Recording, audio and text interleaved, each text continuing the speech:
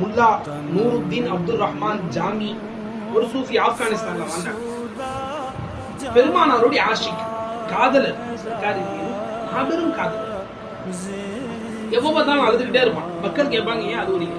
நான் நேசிக்கும் நபர் மதீனாவுல இருக்கிறாருன்னு சொல்லுவாங்க. நான் நேசிக்கும் நபர் என்ன செய்றாங்க?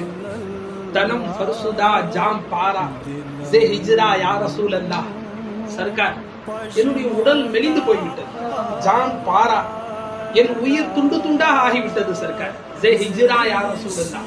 உங்களுடைய பிரிவின் காரணத்தினால் என் உடல் நலம் எல்லாம் குன்றி போய்விட்டது. என் உயிர் என்னவாகி கொண்டிருக்கிறது? துண்டு துண்டா ஆகி கொண்டிருக்கிறது. யார் என்னுடைய உள்ளமோ மௌத்தாக நெருங்கி விட்டது. மாறு செய்வதின் காரணத்தினால், பாவங்களின் காரணத்தினால் என் கல்வி மௌத்தா போறதுக்கு நெருங்கி, என் மேல கொஞ்சம் இறக்கம் காட்டுங்க சர்க்கார் என்பதாக புலம்பி திரிந்து கொண்டிருப்பார். மௌலானா அப்துல் ரஹ்மான் ஜாமி, முல்லா ஜாமி ரஹ்மத்துல்லாஹி அலைஹின்னு சொல்லுவாங்க. அவங்க அந்த சூஃபி ரசூலுல்லாஹ்வுடைய ஆஷிக், காதலர். மக்காவுக்கு வந்தாங்க, தவாஃபை முடிச்சாங்க, மதீனாவுக்கு கிளம்பி போறாங்க. பெருமானார் மதீனாவுடைய ஆளுநருடைய கனவுல போய் சொல்றாங்க, அப்துல் ரஹ்மான் ஜாமிங்கிற பேர்ல ஒருத்தவர் வராரு, அவரை மதீனாக்குள்ள விடாதீங்கட்டாங்க ரசூலுல்லாஹ். ஆளுநருடைய மனாம்ல போய் ரசூலுல்லாஹ் சொல்றாங்க.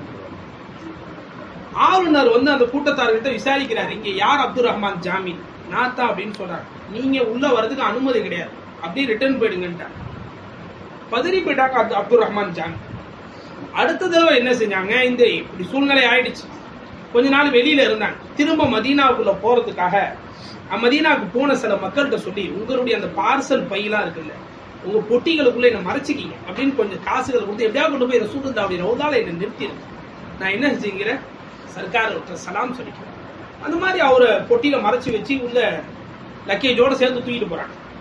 திரும்ப ரசூலுல்லாஹ் ஆளுநர் மனாம்ல போய் சொல்றாங்க, அப்துல் ரஹ்மான் ஜாமி பொட்டிக்குள்ள மறைஞ்சு வராரு, அவர் போய் தடுத்து நிறுத்துங்கிறாங்க.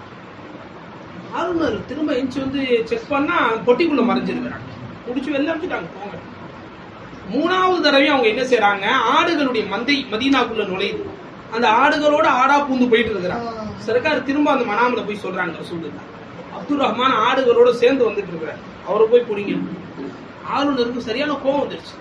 ரசூலுல்லாஹ் வர வேணாங்கிறாங்க, இவர் எவ்வளவு பெரிய பாவியா இருப்பார், எவ்வளவு பெரிய பாவியா இருப்பார் என்று சொல்லி பெருமானார் அந்த ஆளுநர் கோபமாய் அவரை அரெஸ்ட் பண்ணி ஜெயில வச்சிருக்காங்க.